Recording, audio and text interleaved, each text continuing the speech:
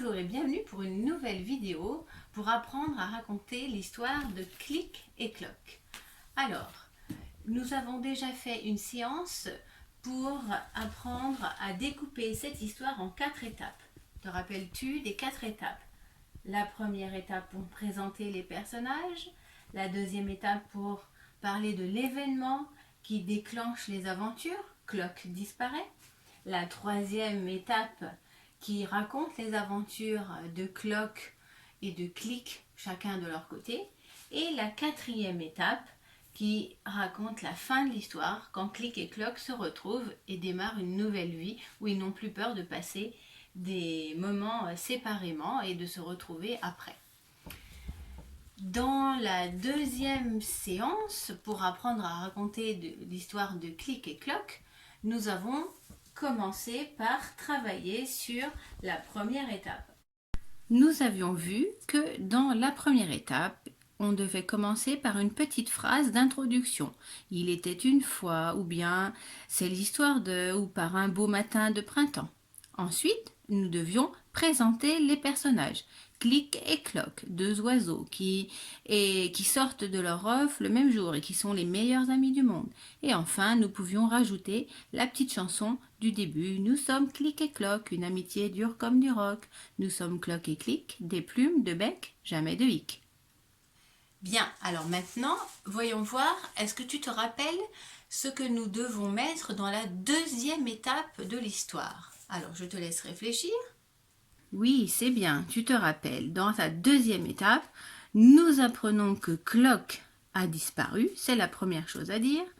Nous devons aussi raconter que Clic part à sa recherche et qu'il rencontre des animaux. D'abord un tigre, ensuite un serpent et une fourmi. À chaque animal, Clic demande « Où est avez-vous vu Cloc? Avez-vous vu Cloc ?» Et les animaux ne le croient pas, puisque d'habitude on ne voit jamais Clic sans Cloc, ni Cloc sans Clic. Pourtant, c'est bien Clic, et il est triste, car son ami a disparu. Bien, passons maintenant à la troisième étape. Alors, te rappelles-tu la troisième étape avec cette petite affichette? Alors, je te laisse réfléchir. Que se passe-t-il dans la troisième étape? Bien, alors, tu as trouvé? Alors, tu vas pouvoir répondre à mes questions. Que découvre Clic au début de cette troisième étape? Oui, Clic découvre que Cloc s'amuse avec d'autres oiseaux. Et comment réagit-il? Eh bien, Clic est triste.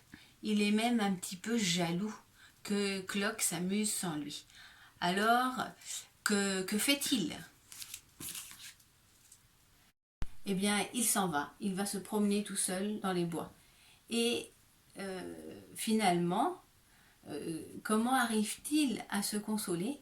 Eh bien, il regarde une fleur sortir de terre. Et ça le rend heureux.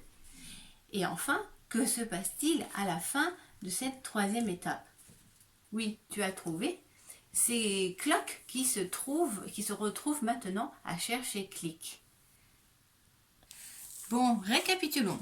Qu'avons-nous appris pour cette troisième étape? Alors, il faut d'abord dire que dans cette troisième étape, Clic finit par retrouver Cloc et qu'il s'aperçoit qu'il est en train de s'amuser avec d'autres oiseaux et qu'il est très heureux sans lui. Alors, ça le rend triste et il s'en va pour se promener dans les bois. Ensuite, il se console assez rapidement parce qu'il voit une fleur pousser. Et à la fin de cette troisième étape, c'est maintenant Cloc qui se met à chercher Clic. Voilà, c'est fini pour aujourd'hui. Alors maintenant, tu peux t'entraîner à essayer de raconter cette troisième étape tout seul en t'aidant de cette image. Voilà, avec les 3 choses importantes à dire. Cloc est content et il s'amuse avec d'autres oiseaux, ce qui rend Clic triste. Clic se console en regardant une fleur pousser. Et maintenant, à la fin, c'est Clock qui cherche Click. Quand tu te seras bien entraîné sur cette troisième partie, tu peux réviser les 3 parties et essayer de raconter maintenant les 3 premières parties de l'histoire. Et nous verrons dans la prochaine séance comment terminer l'histoire de Click et Clock. Voilà, c'est fini. Entraîne-toi bien et à la prochaine vidéo.